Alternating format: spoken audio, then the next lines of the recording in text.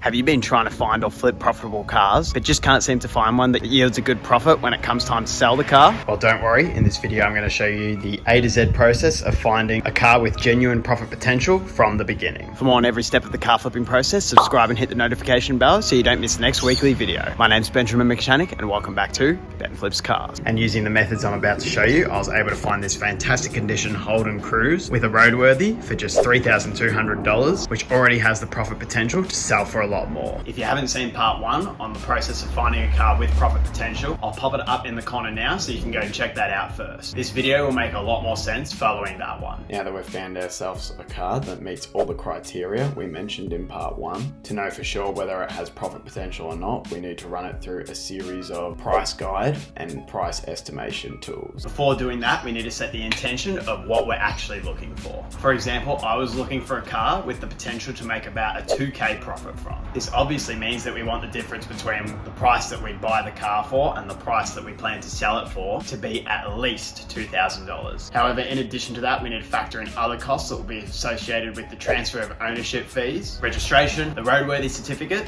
stuff like that. And then in addition to those costs, any other repair costs that will be associated with fixing up the car. So for those costs, we want to factor in an additional $500 to $1,000 extra so that we can be a lot more certain that we'll make that 2K profit that we're ultimately looking for with the car. So to summarize, that means that we actually want the difference between our buy and sell price to be around $2,500 to $3,000. First, we want to figure out the maximum buy price that we're going to want to pay for this car. To determine this, we're going to use the Carsales valuation tool as well as the Sell My Car website, both of which I'll link in the description. So first of all, with the Carsales valuation tool, we're going to choose I'm selling down here, which is already pre-selected, and then we're just simply going to go through selecting what the car is. So it was a Holden Cruise. Get to selling your valuation. Select the year. It was a 2012 automatic. It was a sedan, petrol, the badge, as you can see in the listing. If I zoom in there, it was an equip. Continue. Then it gives you the options to choose from. I know our one was not a 1.4 litre, it was a 1.8 litre petrol. I'm not really sure what the difference is between these two, but I'm pretty sure my one's the model year 12, not the model year 13. So let's click on that. Then the kilometres, at the time it had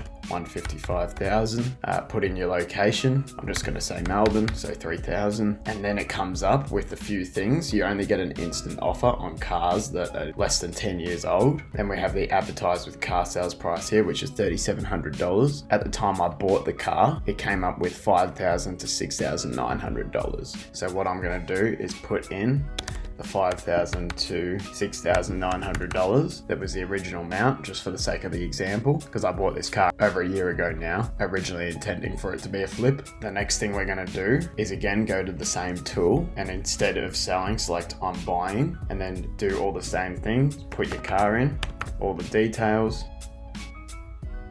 and there you go. It gives us the valuation for buying. It's saying $4,200 to $4,500. Again, I'm going to put in what I found at the time. And at the time, it was $5,500 to $7,400. Then let's go over to sellmycar.com, enter the rego in this case. And once you put in the car details, just put in some random details for your name and stuff. It doesn't have to be your exact details as long as you put in an email, and that way they'll give you the estimate. Or you can even put in a random email and it'll often give you what you need, and a random phone number. Make sure you choose the correct state though, and choose whichever one of these is sort of near you.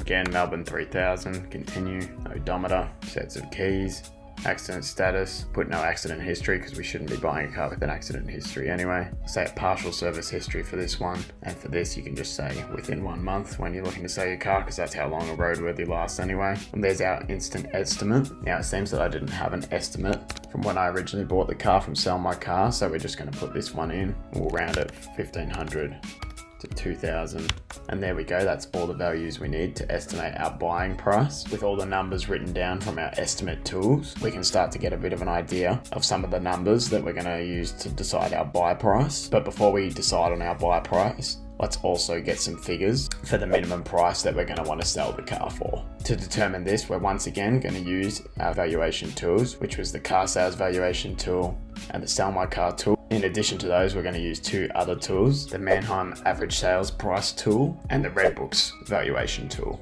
Again, both of these will be listed in the description. So for Carsales, we've already gone through the I'm selling option and we have our number. And for the sake of what I did when I first bought this car, we're going to copy this down and start a new line for our selling values. Advertise with Carsales, buy with Carsales was that. Sell My Car again, we'll put this one down here. Want to go over to the right here, put in again your make and model, Holden Cruise. You can refine it down more if you want, but as I'll show you, if we do it, we start to really run out of data to base it on. But all these details look about right. We've got a decent amount of data and we're coming to 2173 for the average sale price at auction. At the time I bought it, it was 2,500, which isn't that much different, so we're going to put that in. And then for Redbooks, same thing, put in your car's make and model. So we got Holden Cruise. We're going to put in the exact year because otherwise we're not going to get accurate data. So 2012 to 2012. For this car, it was petrol unleaded ULP. We had the sedan, and then we're going to say 23 cars. And this is going to give us a bit more of an idea of the range. In this case for Redbooks, what I typically try to look for selling the car is you ideally want to sell for the lowest upper estimate. So you can see that's our upper estimate, $5,600, and we want to look for the lowest of that. So 4,600 so far is the lowest. Keep looking. 4,450 is our new lowest. Keep looking. Go to the second page, and on the second page none were lower, so 4,450 was our lowest value. Let's go and add that. At the time I bought the car, it was actually 4,000, so I'm going to put that just so you can get an idea of what I was thinking at the time. Do you disagree with any of the points that I've touched on so far? If so, let me know in the comments below. I'm always curious to hear other people's perspectives. Once again, if you missed part 1 on finding a car with profit potential, I'll pop it up in the corner now for you to check out after you finish watching this video. It'll also be at the end screen of the video. Now that we have all these different values listed down, we can start to think, what would be reasonable buy and sell values to get the kind of profit outcome that we're looking for. Remember, as we said earlier in the video, we're looking for around a $2,000 profit, and factoring in the extra $500 to $1,000 to compensate for any other costs that the car's going to throw at us means we're going to want a difference between our buy and sell price to be at least $2,500 to $3,000. So the thinking I had when I first bought this car, I decided to look at the price that I thought I could sell it for first. As I mentioned, when you're flipping a car, you want to get it into that like new condition, and when a car's in like new condition, you can sell it on Carsales. And on Carsales, cars will sell for more than if you were to sell it on, say, Facebook Marketplace, with Carsales being the most reputable platform in Australia. So I was looking at the estimated advertised with Carsales price here, and it said $5,900. Now it's rare you're going to get that upper value, and if you're to base your flip on that, more than likely you're going to fall short of your profitable outcome. It's good to see that it thinks we'll get at least $5,000.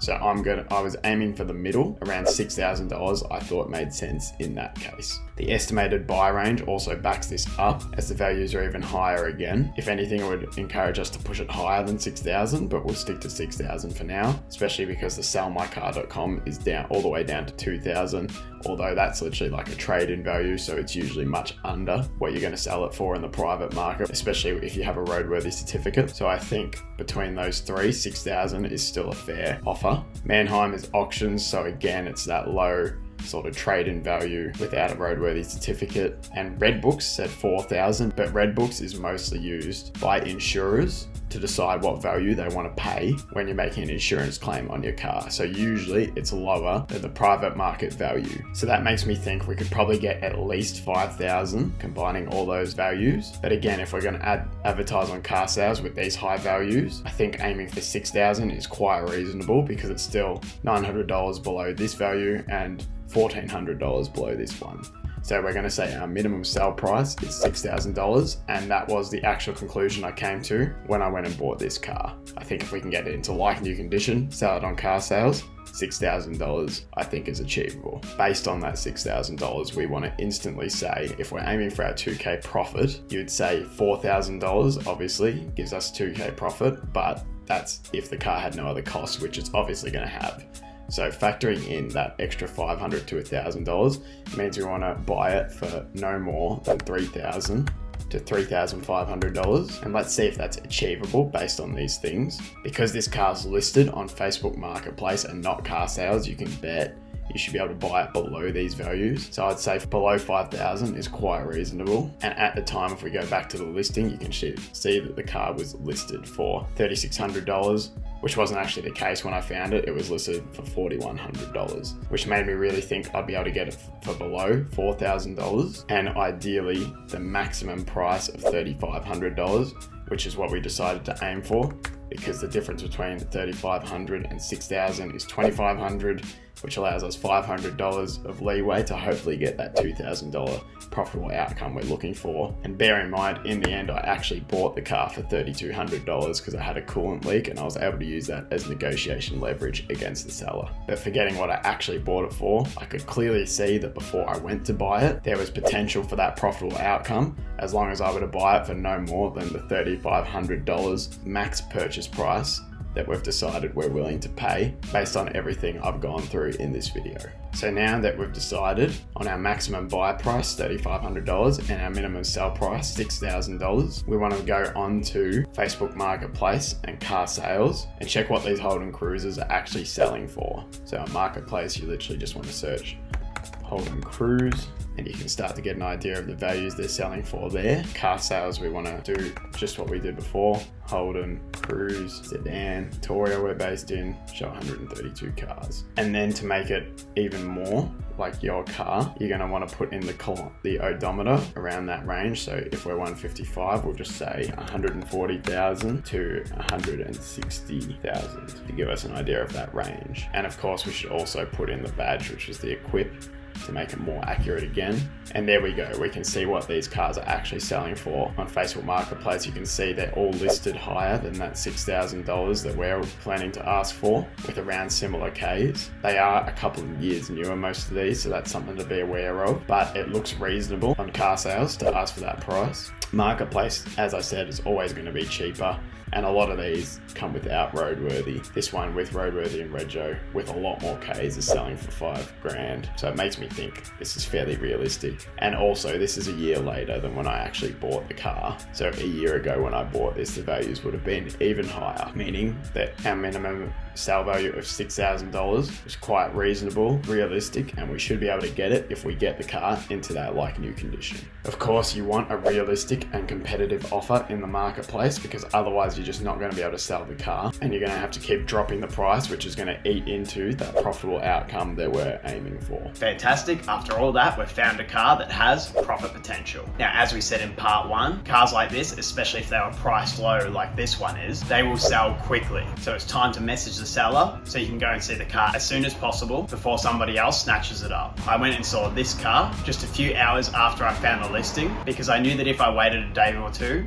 the car would already be sold and gone. Also, bear in mind they'll probably be getting a lot of messages if the car is priced competitively, so we want to keep our messages short and easy for them to respond to. And then once we actually meet with them in person, we can ask them all the questions that we want to. So here's a bit of a guide or a script on what to send the seller now that we know the car has our desired profit potential. Just something like, hi, name of the seller, I'm a serious buyer, I can come and test drive the car today or the closest time possible. Whereabouts are you located? And obviously, quick point, never buy a car without test driving it first. Then after they reply and you organise a time and place to meet up, follow up with, do you have any wiggle room or flexibility on the price? You're simply asking them that because you don't want to get there and go through the whole process of inspecting a car, want to buy it, and then realize that they have absolutely no wiggle room on the price, and you're never going to get it for that maximum buy price that you're willing to pay. And therefore, of course, there would be no hope of getting our profitable outcome. Make sure you've organised to meet and see the car during the day so you can see it in some good lighting, and organised to meet in a safe public location, especially if you're carrying cash on you, which you should leave in your car or in some secure place. With all that being said, ideally you do want to meet them at their house or wherever the car is kept so you can get a cold start on the car, as a cold start will reveal the most obvious issues with the engine, and the most unusual noises that it'll make will happen during a cold start. Fantastic. Now we have a car of interest that has profit potential, plus a time and place organised to meet with the seller and inspect and test drive the car, all of which I'll be covering in depth in the next video, so be sure to hit that subscribe button and turn on the notification bell so that you don't miss it. I'll also have it pop up in the corner here once it's released. Once again, if you missed part one of finding a car with profit potential, it should be up on screen now. If you have any questions, drop them in a comment below, or to message me directly, I'm on Instagram and TikTok, also at Ben Flips Cars. Please hit the like button to help me out with the algorithm and subscribe so you don't miss the next weekly video. My name is Benjamin McShannock and thank you very much for watching Ben Flips Cars.